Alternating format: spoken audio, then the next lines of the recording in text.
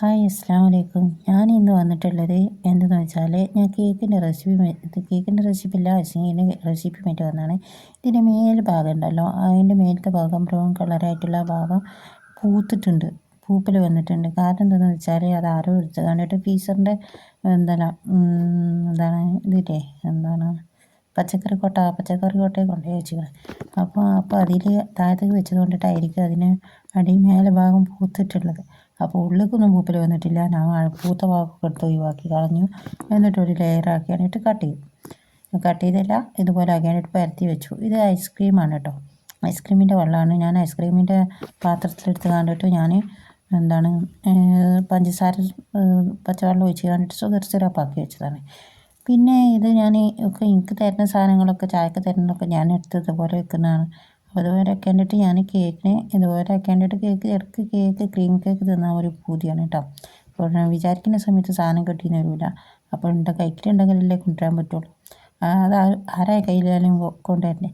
ഇതിപ്പോൾ എൻ്റെ അമ്മൂന് എനിക്ക് പെരുന്നാളിൻ്റെ അന്ന് ഐസ്ക്രീം കൊടുത്തതാണ് കേട്ടോ. പെരുന്നാൾ കഴിഞ്ഞിട്ടിപ്പോൾ കുറേ ആയില്ലേ. അപ്പോൾ ഇത് ഫീസർ തന്നെ വെച്ച് ഞാൻ ഫീസറിന് തന്നെ അടിയിലേക്ക് വെച്ചതാണ്. കാരണം എന്താ വെച്ചാൽ അതൊന്ന് ലൂസ് ആവണമല്ലോ, അതിന് വേണ്ടി കണ്ട് ചെയ്തെടുത്താണ്. അപ്പം കുറച്ച് തന്നെ ഉള്ളിന്. അപ്പോൾ എനിക്ക് തന്ന ഒരു ഓരി ഉണ്ടാവുമല്ലോ. അപ്പോൾ ഞാൻ അത് ഇതാക്കിയാണ്ടിട്ട് ഇതുപോലെ ആക്കിയാണ്ടിട്ട് മറ്റേതൊരു കേക്ക് ഇത് മൂന്ന് ഫ്ലേവർ കേക്കാണ് കേട്ടോ ഞാൻ പിന്നെ വെച്ചിട്ടുള്ളത്.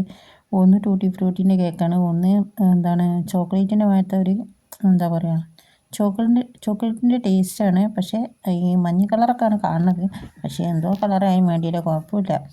അപ്പോൾ ഇനി ഇതിനെ മേലെ ഐസിങ് ചെയ്യുക. അപ്പോൾ ക്രീം കഴിഞ്ഞു. അപ്പോൾ ഞാൻ എന്താക്കി അതിന് കുറേശ്ശെ ഒഴിച്ച് കണ്ടിട്ട് പിന്നെ അങ്ങനെ പരത്തി കൊടുത്തു. പിന്നെ സ്പാച്ചിൽ വെച്ച് കണ്ടിട്ട് നമ്മൾ മലയാളികൾക്ക് പ്രത്യേക ഇതല്ലേ, പേസ്റ്റൊക്കെ കണ്ടിട്ട് ഇങ്ങനെ പിടിച്ചെടുക്കുന്നത് അതുപോലെ.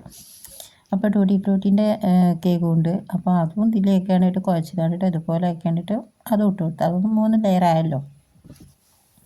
അപ്പം നിങ്ങൾ ചെയ്യുന്ന സമയത്ത് നല്ല സാധനം വെച്ച് കണ്ട് ചെയ്തോളിട്ട്, അതൊക്കെ നല്ലതാണ്. പക്ഷേ അടിയത്ത് മാത്രം ഇച്ചിരി പൂപ്പലുണ്ടായിരുന്നു.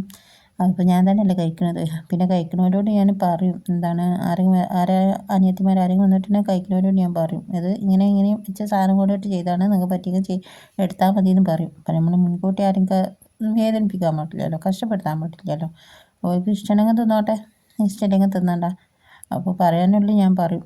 അപ്പോൾ ഇത് ക്രീം കഴിഞ്ഞു ചെയ്തപ്പോൾ ക്രീമിനെ വടിച്ച് ഒരു വിധമാക്കി അതിന് കുപ്പി അതിനെ കാലിയാക്കി ഇനി അതും വെച്ച് കണ്ട് അഡ്ജസ്റ്റ് ചെയ്ത് വെക്കണം. അപ്പോൾ ഇതിന് പൂതിയുള്ള സമയത്ത് എടുത്ത് തിന്നാലോ. ഓരോ ചോറ് തിന്ന് കഴിഞ്ഞാൽ എനിക്കൊരു മധുരം കിട്ടണം. കുറേ ദിവസമായി ഒരു മൈസൂർ പാക്ക് ഉണ്ടാക്കാൻ നോക്കണം. ഇതുവരെ അതിന് സമയം കിട്ടിയിട്ടില്ല. സമയം കിട്ടാഞ്ഞിട്ടില്ല, എനിക്ക് വയ്ക്കുന്ന സമയത്താണ് ഉണ്ടാക്കിയിട്ട് കാര്യമുള്ളൂ. അപ്പോൾ ഇത് രാത്രി ഞാൻ ഗുളിക കഴിച്ചതിന് ശേഷം ഞാൻ ചെയ്തെടുത്തതാണ്. ഇതിന് പണിയില്ലല്ലോ, അതിങ്ങനെ പൊടിച്ചിടുക, എന്താക്കിയാൽ സെറ്റ് ചെയ്താൽ മതിയല്ലോ. അപ്പോൾ ഏതായാലും അതിൻ്റെ പണി ഓൾമോസ്റ്റ് കഴിഞ്ഞിട്ടുണ്ട്. പിന്നെ ഇതിന് ഞാൻ പറഞ്ഞല്ലോ, ഇതിന് മുന്നേ ഞാൻ എടുത്തൊരു വീഡിയോസ് ഉണ്ടായിരുന്നു. അത് ഇച്ചിരി നട്സുകൾ ആകെ ഒരു 3-4 അണ്ടിപ്പരിപ്പും 3-4 പിസ്തയാണ് ഉള്ളത്. പറയാൻ നിൽക്കുമ്പോൾ മറന്നു പോകണം കേട്ടോ. അപ്പോൾ ഏതായാലും അതിൻ്റെ കവറൊക്കെ ഉണ്ടല്ലോ, ഈ കവറുകളും ഞാൻ വേസ്റ്റ് ആക്കില്ല. ഞാനിങ്ങനെ ചെയ്തെടുക്കൊണ്ടിട്ട് എൻ്റെ അമ്മക്ക് എപ്പോഴും ഒരു പറച്ചിലാണ്, ഈ ആക്രികാരമാതിരിയാണ് എൻ്റെ അവസ്ഥ.